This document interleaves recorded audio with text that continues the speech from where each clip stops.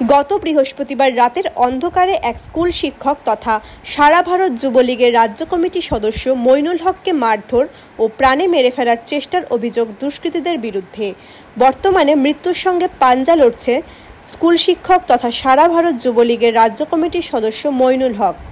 জানা গিয়েছে, জমি সংক্রান্ত বিবাদের জেরে চলতি মাসের গত 24 তারিখ রাতের অন্ধকারে তাকে একা পেয়ে তার ওপর হামলা চালায় দুষ্কৃতীরা। মারধর ও প্রাণে মেরে ফেলার চেষ্টা করে বলে অভিযোগ।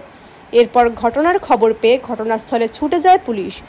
এরপর পুলিশ গিয়ে রক্তাক্ত অবস্থায় তাকে উদ্ধার করে হলদিবাড়ি গ্রামীণ হাসপাতালে নিয়ে আসে। বর্তমানে জলপাইগুড়ি মেডিকেল কলেজ ও হাসপাতালে মৃত্যুর সঙ্গে পাঞ্জা লড়ছেন।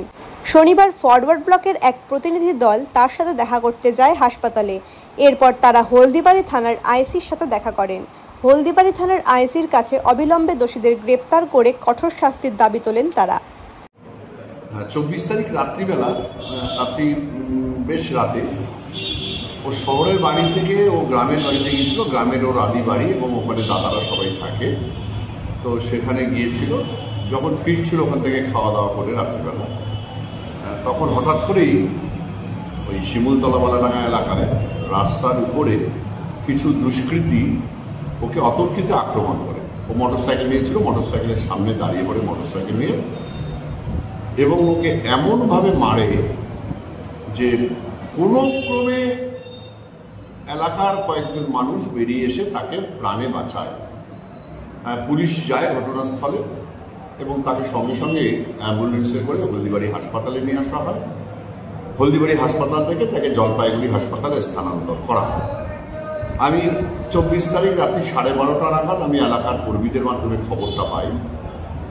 আমি রাত্রিবেলায় চেষ্টা করি আমার দলের পক্ষ থেকে আমাদের যিনি হোল টাইমার আছে তাকে হসপিটালে পাঠাই।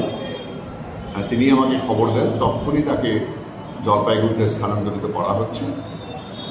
আমরা পুলিশের সাথে যোগাযোগ করি। পুলিশ ওই রাত্রিবেলায় চেষ্টা করে কিছু দুষ্কৃতীকে ধরবার। পরের দিন সন্ধ্যাবেলা আমি ব্যক্তিগতভাবে পার্টির পক্ষ থেকে আমি হলদিবাড়ি থানার আইসি সাহেবের সঙ্গে সাক্ষাৎ করি।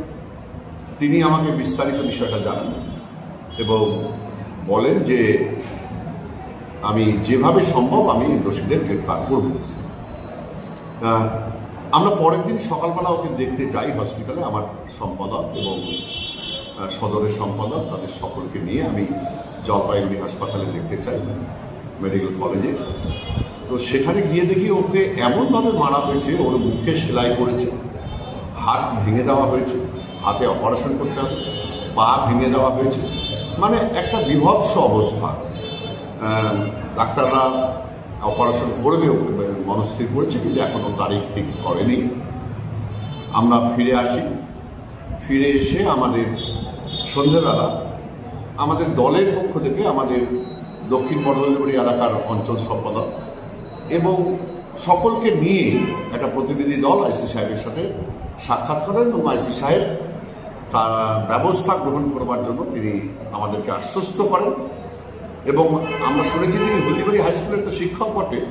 হলদিবাড়ি হাই স্কুলের সমস্ত শিক্ষক মহল আইসি সাহেবের কাছে আসেন এবং দাবি রাখেন। আমরা এই ঘটনার তীব্র নিন্দা করছি, ধিক্কার জানাচ্ছি এবং এই দুষ্কৃতী যারা গ্রামের মধ্যে এভাবে দুষ্কৃতী করছে, একজন শিক্ষককে রাস্তার উপরে রাত্রিবেলা মারার চেষ্টা করছে, তার বিরুদ্ধে আমরা সোচ্চার।